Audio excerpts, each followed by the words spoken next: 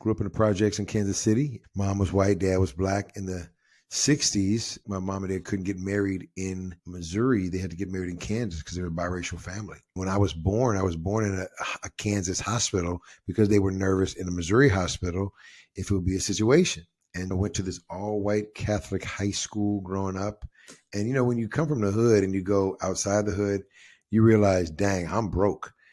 I'm going to this all-white Catholic high school, 4 or 5 buses I'm taking to school, working at the school to pay for some of the tuition, but pretending like I was there early to work out and hoop and lift weights. But I didn't want to tell everybody I was broke. I learned a lot, confronted with a lot with different racial situations as the only black kid in that school for 4 years. When I talk to most African Americans, there is this weaker, stronger mindset that oftentimes African Americans have unconsciously because of it being so permeated in our culture and in our DNA, I think, over the generations.